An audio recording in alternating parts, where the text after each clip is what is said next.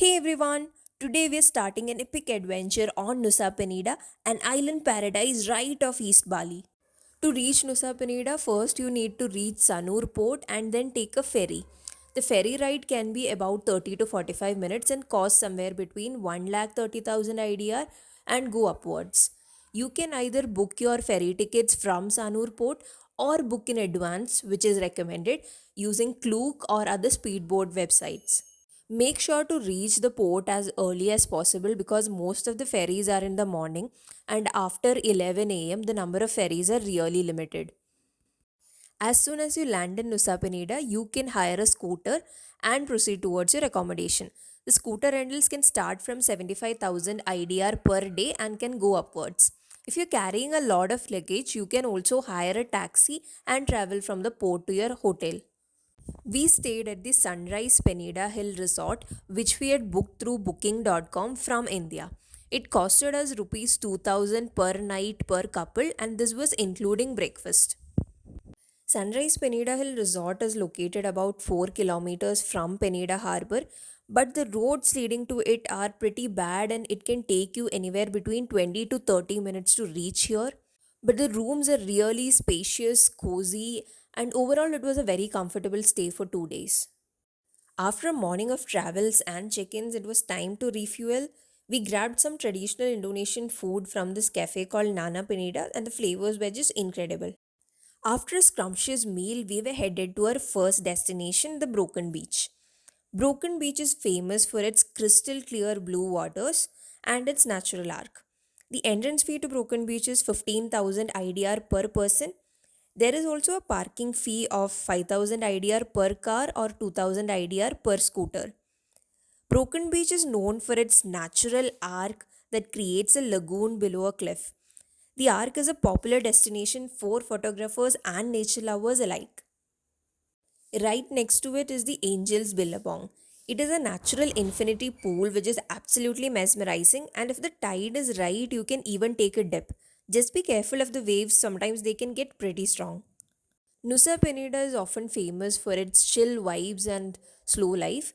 You can sit here idle doing nothing and just soaking in the mesmerizing views of the endless blues. Next up, we were off to the Killing Beach. It is one of the most Instagrammable spots on the island, and judging by the pictures, I can see why. Just look at this place. The view from the cliff is iconic, and if you're up for a challenge, there's a hike down to the sandy shore. The entry fee is 10,000 IDR per person, and then there will also be a nominal parking fee of about 2,000 IDR. Killing Beach is known for its rock formations that resemble the backbone of a dinosaur, and it's even nicknamed T Rex Bay on Google Maps. This place is best visited in the evenings to soak in some spectacular sunset views. Overall, the roads in Nusa Penida are pretty bad and it can be really difficult to travel, so it is best advised to reach back while there is still daylight. To end our first day, we went to the Mambo Beach Cafe. The place has a great vibe and is a perfect spot to relax and enjoy a delicious meal. Furthermore, the restaurant also offers prime beachfront accommodations, which is quite a highlight. You can book these on booking.com or Agoda. This cafe was on my list of places to visit in Nusa Penida, but had I known they had accommodations, I would have definitely stayed at this place. This cafe offers a seaside dining ambience complete with live tunes. They have an extensive menu with reasonable prices, and they also offer special deals like happy hours.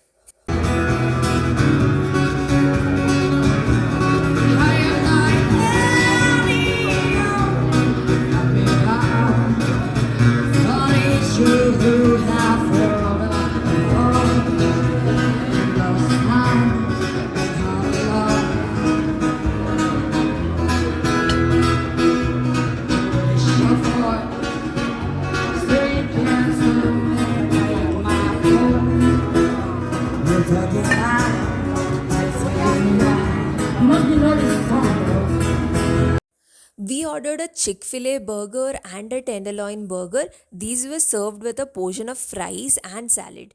We also tried Bali's famous beer bintang. Overall, the meal was really good and the ingredients were really fresh.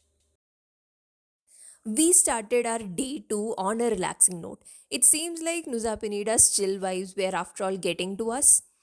The resort had a very beautiful infinity pool and we decided to take a dip in the pool. The breakfast was complimentary at this resort and we decided to make it a floating breakfast. There are no extra charges for floating breakfast, you just have to let the owner know one day before. Our first stop for day 2 is the Diamond Beach. The entry fee for Diamond Beach is 25k IDR per person and they also give you a complimentary water bottle. We decided not just to visit the Diamond Beach but to hike down to its sandy shores. The hike down might be a bit steep, but trust me, the views are gonna be worth every step. The white sand and the clear waters here are just stunning. Make sure you wear comfortable and sturdy shoes because the steps are uneven and it can be difficult to climb down. Depending on the crowd here, it can take anywhere between 30 to 45 minutes for you to hike down. You can also carry a pair of clothes for change if you wish to play in these waters. I would highly recommend that you hike down for some serene views and quality time. Our second stop for the day was the Templing Beach. This place is a bit off the beaten path but offers a serene escape with its beautiful beach and natural pools. There is no entrance fee to Templing Beach and natural pools as such, but they may charge you a tourism conservation fee of IDR 25,000 per adult. Templing Beach is a little hideaway bay at the end of a crazy motorbike ride down through the Templing forest. You can see locals here who will offer to take you down for about 1 lakh IDR per person, and the roads are pretty bad. So, if you're not a pro at motorbike rides, I would say you should go with these local people. But we decided to take our bike down ourselves. This beach is a true unexplored gem and is the place which has the least crowds in Nusa Penida. I'd highly recommend that you go to this place.